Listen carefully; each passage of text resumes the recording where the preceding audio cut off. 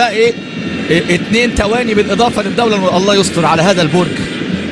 ادي امامنا البعض يتساءل، ربنا يستر على هؤلاء طبعا. ادي امامنا هو الجمهور النيجيري اللي اتى لمشاهده النسور الخضر ومشاهده الفراعنه، لكن حتى الان تعادل سلبي في هذا اللقاء ضمن تصفيات افريقيا 2017 في الجابون. كرات المنتخب النيجيري امامنا اللي بيحضر تحضير في وسط الملعب. اوبو ابونا يضعها في اتجاه اوبي ميكال.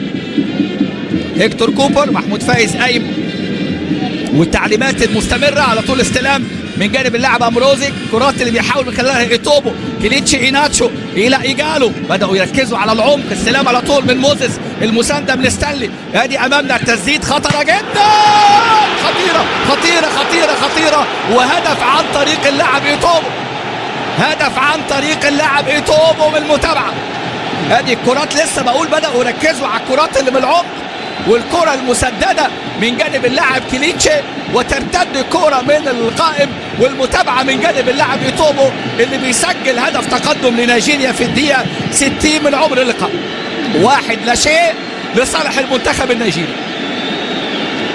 ادي الجماهير اللي وقت بدل ضائع في هذه المباراه. 1-0 نيجيريا.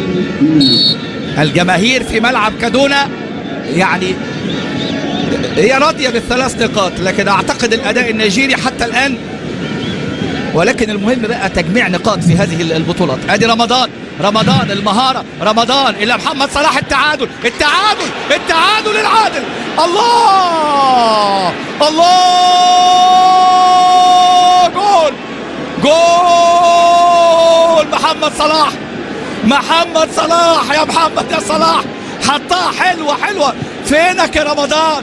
فينك انت؟ فين يا رمضان عاملها حلوه. وصلاح هدف التعادل ياتي في الدقيقه الاولى من الوقت بدل الضائع. قول لحضراتكم لم نستغل الدفاع النيجيري الضعيف، لم نستغل محمد صلاح، لكن بص شوف رمضان هل هلالك. بص رمضان يا ولد يا صلاح، بص الدفاع النيجيري يا ولد. الاستلام وحطها حطتها قاتله. هدف التعادل تمريرة رمضان، استلام محمد صلاح يسجل هدفه الدولي رقم 23 مع المنتخب الاول. والاستلام رائع. شوف الاستلام وترفع ايدك ليه؟ لان اوبا بونا كان مغطي، وصلاح ياتي بالتعادل في وقت قاتل.